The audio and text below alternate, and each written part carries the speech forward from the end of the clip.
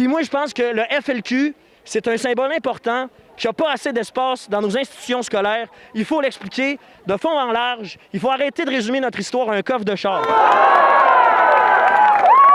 Émile Bilodeau, qu'est-ce que tu fais ici ce soir? Bien là, avec une belle gang de joyeux lurons, on vient commémorer les 50 ans de la crise d'octobre de 1970. Puis moi, je suis ici plus pour mettre l'accent sur les 50 ans de la loi des mesures de guerre de Pierre-Éliott Trudeau. Moi, je trouve ça fascinant. J'ai appris que Pierre-Éliott Trudeau avait été victime d'une sorte de loi semblable à la loi des mesures de guerre pendant la conscription. Pendant la Deuxième Guerre mondiale, on l'avait forcé pendant la nuit à venir s'enrôler dans l'armée. Puis, son traumatisme, il a réussi à le transférer au peuple québécois. Quand, en 1970, il a mis de l'avant les lois de la mesure de guerre, il a arrêté, sans mandat et sans raison, près de 500 personnes. Puis je trouve que c'est plus ça, le coup d'État. Parce qu'il faut savoir que les lois et les mesures de guerre, ça permet aussi d'espionner qui tu veux. Hein? Fait qu'ils sont allés se coller à Jacques Parizeau, chercher de l'info sur René Lévesque. Puis ils ont profité de cette crise-là pour vraiment oppresser encore plus le mouvement souverainiste avec des moyens antidémocratiques. Donc moi, je suis là aussi pour mettre ça de l'avant, tu sais. Oui, le courage des Frères Roses et de leurs compagnons.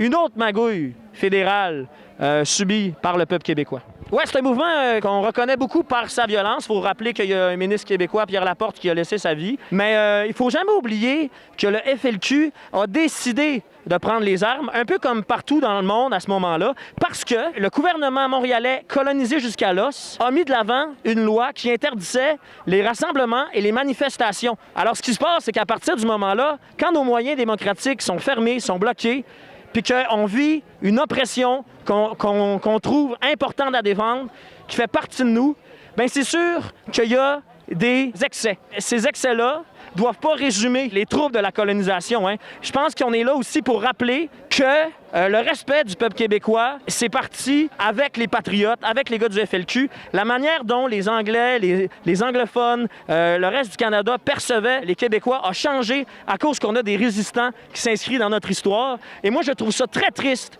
que nos profs d'histoire mettent davantage l'accent sur les violences que sur les raisons qui ont forcé à ces violences-là. Parce que le Front de libération du Québec, c'est pas juste la crise d'octobre de 70. Il y a aussi des luttes qui se sont faites dans les prisons pour améliorer les conditions des prisonniers, que les prisonniers, encore aujourd'hui, peuvent jouir. Il y a aussi des avancées. Il y a eu des avancées dans le mouvement féministe parce que pendant le procès de Paul Rose, les femmes du FLQ ont montré à toute la nation, ont profité de la médiatisation de ce procès-là pour montrer que c'était absurde que les femmes n'avaient pas le droit d'être dans les jurys au Québec. Fait que quand une des femmes a crié « c'est de l'injustice, on est opprimé », il y a une gang de femmes du FLQ qui sont allées au jury et qui ont crié « la justice, c'est de la merde ». Et depuis ce jour-là, ben, il y a des femmes qui sont dans le jury au Québec. Et là, de résumer la crise d'octobre à simplement un coffre de char, je trouve ça aberrant parce qu'il y a tellement plein de choses qu'on doit dire. En Bolivie, Che Guevara, en 2017, il y a toute une gang qui a fait un pèlerinage de la milice de Guevara en Bolivie, alors qu'ici, on a de la difficulté à saluer le courage de nos résistants.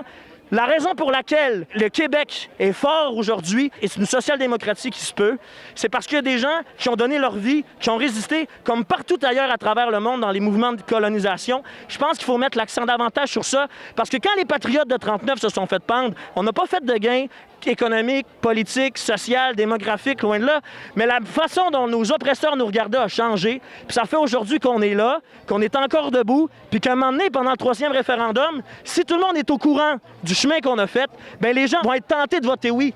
Parce que ça ne sera pas juste un fil d'arrivée, ça va être un point de départ. Une société qui nous ressemble, une société qui va avoir accès à tous ces paliers politiques. Puis moi, je pense que le FLQ, c'est un symbole important qui n'a pas assez d'espace dans nos institutions scolaires. Il faut l'expliquer de fond en large. Il faut arrêter de résumer notre histoire à un coffre de char.